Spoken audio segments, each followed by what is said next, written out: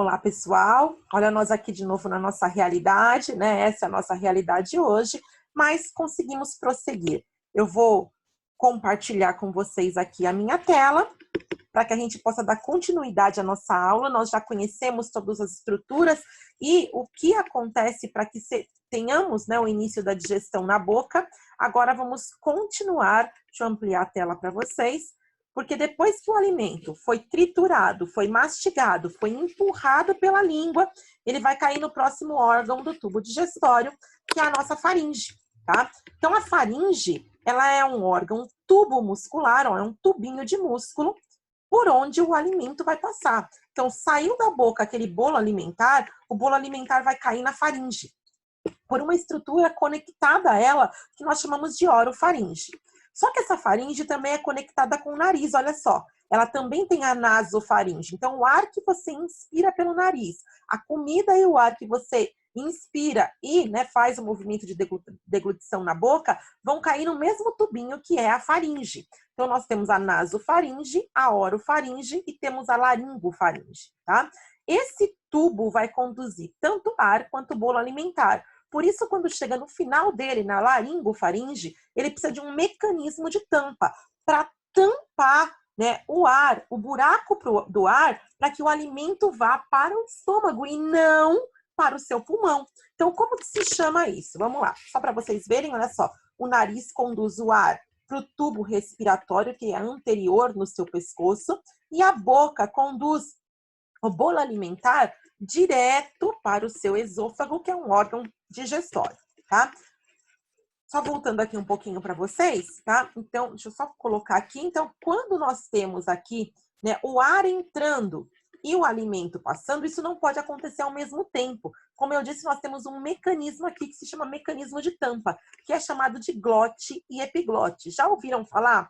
Fulano teve um edema de glote. E quando ele tem um edema de glote, o que acontece? Incha essa estrutura onde o ar tem que passar. Aí o ar não passa. E aí, o que acontece?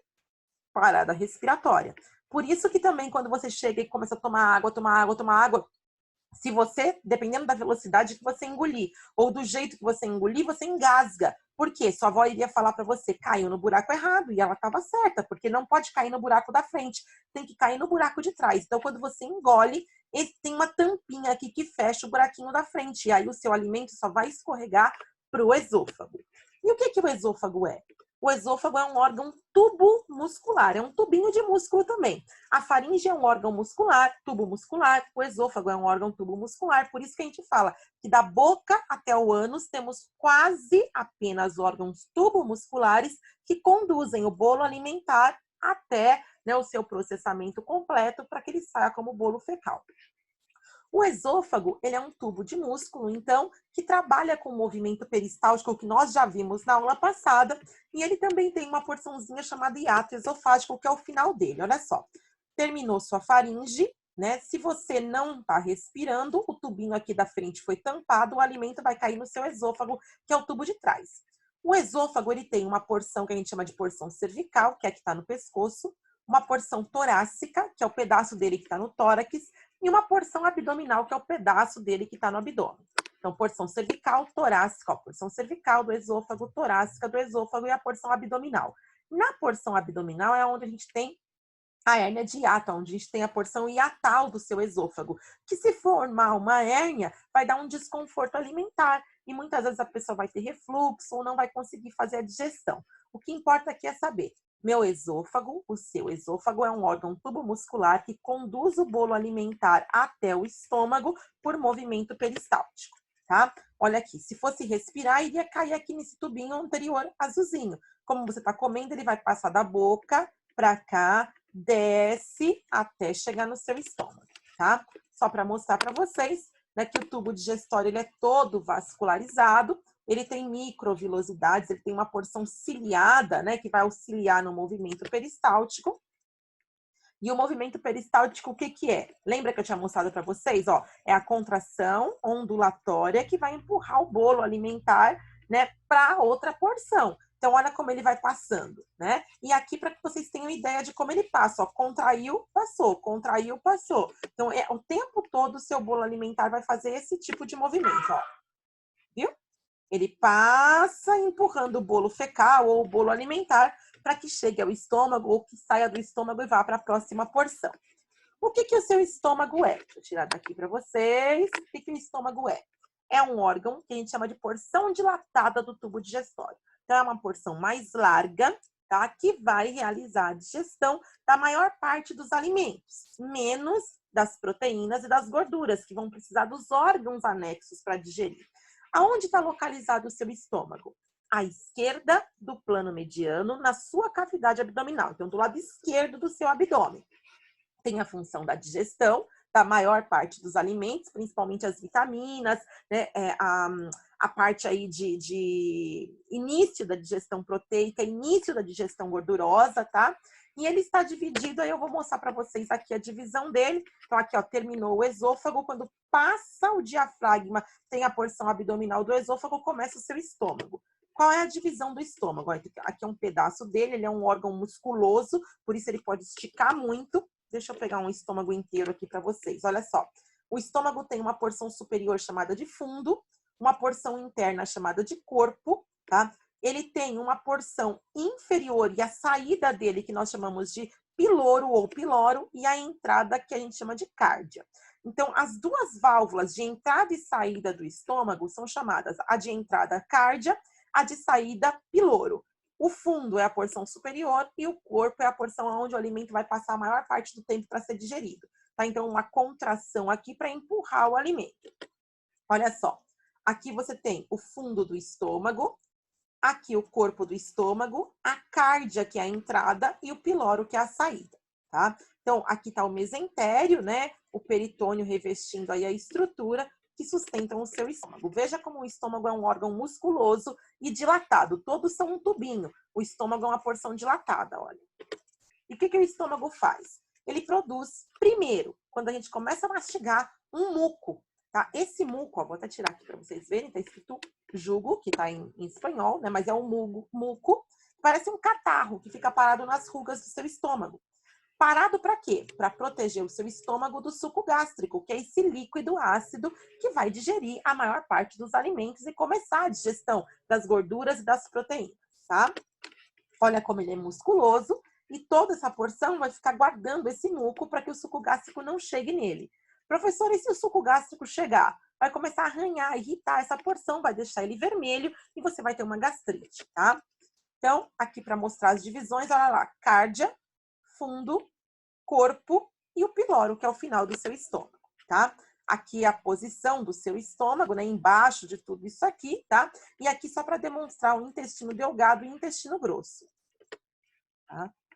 Vocês já conhecem o peritônio, sabem que o peritônio é a membrana que reveste todos os órgãos abdominais, que você tem o peritônio visceral e o peritônio parietal, e aí você sabe que o peritônio visceral é o que está encostando na víscera, é o de dentro. E o peritônio parietal é o peritônio de fora, que reveste, faz um vácuo para sustentar todos os órgãos ali, né? Esse peritônio, ele não sozinho não consegue segurar os órgãos, então ele também tem o mesentério, que é o que vai sustentar, é o varalzinho dos órgãos, né? E aí você tem o intestino delgado e o intestino grosso. O intestino delgado, ele tem a função de terminar a digestão das proteínas e terminar a digestão das gorduras, tá? Proteína e gordura termina a digestão no intestino delgado. Aonde, professora? No duodeno. Como que ele está dividido? Então, eu coloquei lá, divisão anatômica. Função, digerir gordura e proteína e empurrar, por movimento peristáltico, a água e os resíduos alimentares para o intestino grosso. Qual é a divisão anatômica do seu intestino? Primeira porçãozinha, duodeno.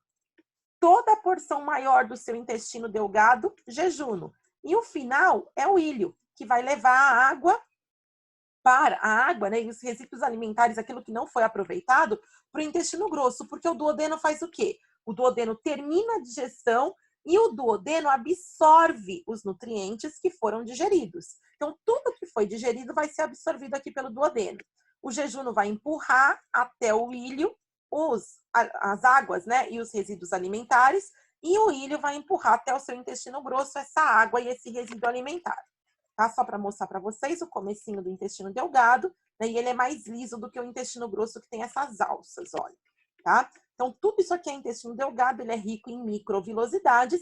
Essas microvilosidades, elas são vascularizadas, tem uma vascularização intensa para absorver os nutrientes, tá? Depois eu vou mandar também um vídeo para vocês desse movimento acontecendo. O intestino delgado tem aproximadamente 6 metros de comprimento, como nós já comentamos. O intestino grosso tem 1,5 metro aproximadamente de comprimento e ele faz o quê? Absorve a água e elimina os resíduos alimentares, tá? Então, o resíduo alimentar é o que forma o bolo fecal. Ele vai eliminar isso e vai absorver toda a água. Por onde? Tá? Então, vamos voltar aqui nesse desenho para vocês verem por onde. Eu quero mostrar para vocês um desenho do intestino grosso. Aqui, ó. Deixa eu ver se tem um mais bonitinho. Tinha separado um desenho aqui, tá? Então, vamos pegar esse aqui mesmo. Olha só. Aqui é o seco do seu intestino grosso e penduradinho nele tem o apêndice vermiforme. Apêndice vermiforme é aquele que se inflamar da apendicite. Aqui é o intestino delgado. Então, o intestino delgado é a pintura de um quadro. O intestino grosso é essa moldura do quadro, tá? Então, você tem o seco. Terminou o seco, que absorve toda a água, ficou só resíduo alimentar, só cocô agora. O bolo fecal sobe por movimento peristáltico no colo ascendente, faz uma curva que é a flexura cólica direita, lembra que está de frente para você, passa pelo cólon transverso, que é reto, tá? Faz uma outra curva que é a flexura cólica esquerda, desce pelo cólon descendente, faz uma curva em S lá para trás para chegar, né, na região de reto, canal anal e ânus. Então, qual é a divisão anatômica do intestino grosso? Seco, colo ascendente, flexura cólica direita ou flexura hepática, porque o fígado está desse lado, ó, minha setinha aqui. Colo transverso, flexura esplênica, que também pode ser a flexura cólica esquerda, desce pelo colo descendente, colo sigmoide, que tem o formato de um S, reto, canal anal e o ânus, por onde sai o bolo fecal, ok? Então, eu vou mandar para vocês, né, uma ilustração, um vídeo de tudo isso que eu falei, para vocês entenderem o que é a proteína, o que não é proteína, como ela desce, como ela não desce, tá? Para vocês verem o processo de digestão, para depois falar dos órgãos anexos, porque senão fica uma aula muito longa, muito complexa. Um beijo para vocês e até breve.